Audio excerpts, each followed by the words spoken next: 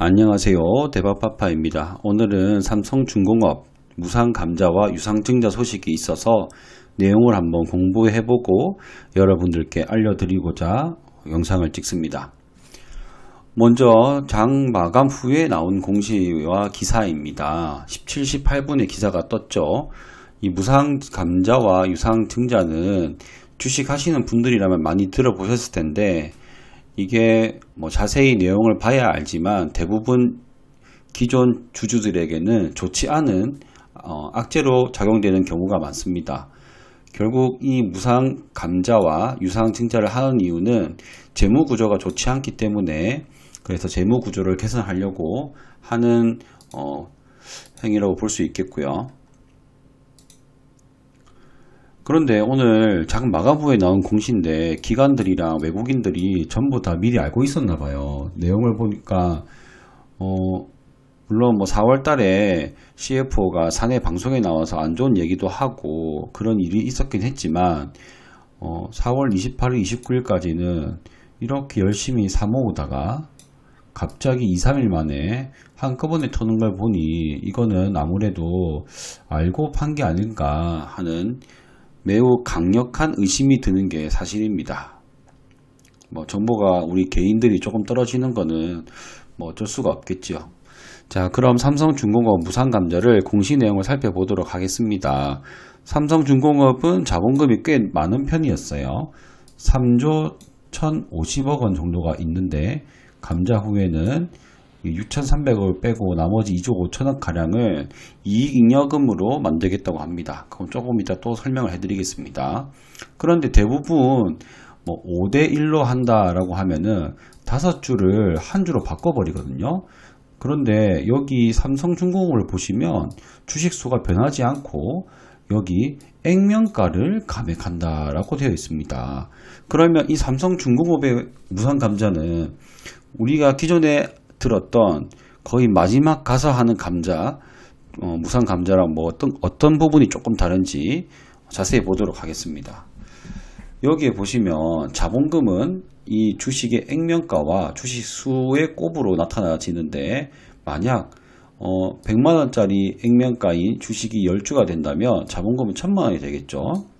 이 상황에서 여기에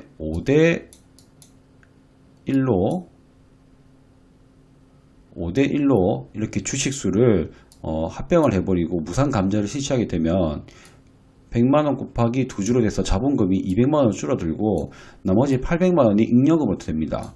그러면 내가 10주 갖고 있었던 사람은 주식이 10주 갖고 있었던 사람은 그냥 아무런 돈도 받지 못하고 2주로 그냥 줄어들게 됩니다. 그러면 이 주주들이 피해가 입게 되겠죠. 아주 큰 피해가 생기게 됩니다. 그런데 여기 보시면 이번에 이 삼성중공업에서 하는 방법은 이 주식수는 그대로 건드리지 않고 이 액면 가격을 낮추어서 자본금을 줄이는 방식을 택하고 있습니다. 이렇게 되면 기존의 주주들은 주식수의 변화는 없기 때문에 어느 정도 주주들의 피해는 최소화된다고 할 수 있겠습니다. 하지만 무상감자를 한다는 것 자체가 우리는 재무구조가 안 좋다라고 하는 것을 알려주는 것이기 때문에 그래도 악재라고 볼 수 있겠죠. 정확하게 내용들을 조금 더 보면 6억 3천주가 있는 이 주식 수는 그대로 가져가고 이 액면가액을 줄임으로써 나머지 2조 5천억에 있는 자본금의 차이를 이익잉여금으로 가져가서 손상금들을 아마 처리할 예정인 것 같습니다. 자, 그러면 무상감자만 하면 되지 왜 유상증자까지 하느냐, 이 너무 한꺼번에 주주들한테 너무 하는 거 아니냐 라고 얘기를 할 수가 있습니다. 그래서 제가 간간히 생각했을 때 제가 사실은 조선주는 요즘에 투자를 잘 안 하고 있거든요. 사실 제가 조선 관련돼서 속속들이 다 안다고 할 수도 없고 제가 그 리포트에 나오는 내용들밖에 모르기 때문에 투자 안 하는 이유가 과연 이익이 얼마나 날지 제가 예측을 좀 할 수가 없겠더라고요. 특히 이제 철강 쪽 원자재 가격이 상승하면서 이런 조선 쪽 이익이 얼마만큼 이익률이 나올지 추정하기가 너무 힘들더라고요. 그래서 저는 이제 추정하기 힘들기 때문에 조금 미루고, 다른 이제 조선 쪽에 들어가는, 저는 이제 대한전기공업을 이제 투자를 하고 있거든요. 그래서 그런, 자재 납품하는 쪽으로, 부품이나 자재 납품하는 쪽으로 지금 투자를 하고 있고, 조선주들은 투자를 하지 않고 있습니다. 그래서 아마 제가 생각하는 첫 번째 이유는 이런 가격들이 상승하기 때문에 아무래도 운영 자금이 필요하지 않을까 생각이 듭니다. 그리고 이게 가장 큰 이유라고 생각이 되는데요. 스웨덴 이제 시추선 관련해서 소송에 패소했습니다. 그래서 이 시추선을 이쪽에서 만들어줘 한 다음에 자꾸 이게 뭐 구조를 바꾼다든지 해서 기간이 계속 길어지면서 얘네들도 이제 돈이 없으니까 그렇게 했겠죠. 이 계약을 폐지해버렸습니다. 해지를 해버렸습니다. 해지. 그러니까 삼성중공업에서는 그런 게 어딨냐, 너가 마음대로 해지한 게 어딨냐, 돈 다 내놔라, 이거 사가라 이렇게 했는데 결국에는 지금 삼성중공업이 져서 약 4,300억 가량을 물려줘야 됩니다. 그래서 이미 충당금을 반영을 했는데도 아직 이만큼 더 충당금을 반영해야 돼요. 이거는 이제 손실로 가는 거죠. 왜냐, 이미 요것들을 다 이익으로 생각했기 때문에. 그래서 이제 돈을 물려주고 그 만들던 시추선들을 가져왔는데 꼭 이렇게 계약 자산으로 있는데 여기 보시면 아주 빠른 속도로 똥값이 되고 있습니다. 이게 팔려야 되는데 그동안 우리 작년에 보시면 유가 선물이 마이너스까지 갔죠.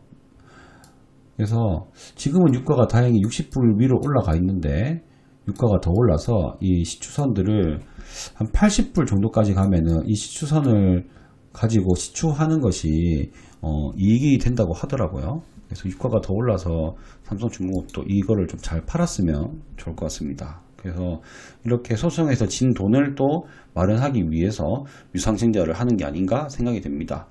그리고 무상감자와 유상증자는 구조조정의 신호탄이라고 저는 생각을 합니다. 여기에서는 아주 CFO가 회사 내에서 가장 회계 책임자인데 내년 2분기에 자본 잠식에 빠질 수 있다. 대규모 인력 조정과 함께 워크아웃까지. 와, 이건 너무 강력한 발언이죠. 그러니까 3명이 그만둬야 7명이라도 살 수 있다. 결국 나도 자르겠다 이겁니다. 결국에는 구조조정 하겠다 이건데 그냥 아무것도 안 하고 구조조정 하면 아무래도 회사 측에서 명분이 떨어지지 않겠습니까? 네. 그러니까 우리는 이런 것도 하고 이런 것도 했는데 너무 힘들어. 너희들 나가서 이제 우리 인건비도 줄여야겠다. 아마 이렇게 하지 않을까 생각이 됩니다. 그래서 이 세 가지 이유로 저는 아마 유상증자 하는 게 아닌가 생각이 됩니다. 그래서 정리를 하면은 무상감자, 유상증자 분명한 악재입니다. 하지만 다른 무상감자보다는 기존 주주들의 피해는 덜할 것으로 생각됩니다. 유상증자도 악재는 맞습니다. 하지만 이거 안 하면 계속적으로 영업이 쉽게 가능하게 될지 모르겠습니다. 그래서 어차피 해야 하는 게 아니었나 그런 생각이 듭니다. 시추선을 꼭 팔았으면 좋겠는데 요거는 유가에 따라 달려있고 삼성중공업의 영업력에 따라 달려있겠죠. 가장 중요한 내용 중에 하나가 이제 이렇게 했을 때 이익을 낼 수 있을까. 그래서 저는 이익을 낼 수 있을지 확신이 생기기 전까지는 신규 진입은 금지해야 한다고 생각합니다. 근데 만약 확신이 생기게 된다면 이거는 절호의 매수 찬스가 아닌가, 저는 그렇게 생각하고 있습니다. 그래서 이 확신이라는 것이 결국은 공부겠죠. 많이 조사하고 알아보고 삼성중공업의 이제 영업이익률을 아마 많은 변인들을 생각해가지고 공부해서 이제 이익을 낼 수 있을지 추정을 해야겠죠. 그래서 저도 이제 어느 정도는 알아보긴 하겠지만 솔직히 조선이 저한테는 그렇게 매력적인 투자 업종은 현재는 아니기 때문에 일단은 많이 올랐기 때문에 제가 어느 정도 공부는 하겠지만 또 다른 종목도 많이 보려고 합니다. 그래서 제 결론은 악재이지만 기회도 된다. 그래서 이제 만약 기존 주주 분들이시라면 내용을 한번 잘 검토해 보시고 뭐 물량이 많으시다면 조금 줄이시든지 아니면은 더 추가 매수를 하시든지 하면 좋을 것 같습니다. 제가 만약 기존 주주라면 물량이 많다면 조금 줄이고, 물량이 뭐 많지 않고 뭐 10% 이내라면 저는 아마 쭉 들고 갈 것 같은데, 이익을 낼 수 있을지, 그렇게 되면 굉장히 공부를 열심히 할 것 같습니다. 네. 우리가 주식시장에서 주식을 하다 보면 많이 만나게 되는 유상증자와 무상감자에 대한 이야기, 삼성중공업 사례를 가지고 이야기해 보았습니다. 다음에도 제가 공부한 내용들 알려드릴 수 있는 것들을 가지고 찾아뵙도록 하겠습니다.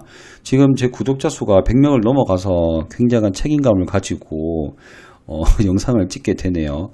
구독해 주신 분들 감사드리고, 그리고 뭐 댓글로 궁금하신 거나 알고 싶은 거 있으시면 제가 대신 많이 공부해서 정리해서 알려드릴 테니까 많은 소통 부탁드릴게요. 감사합니다.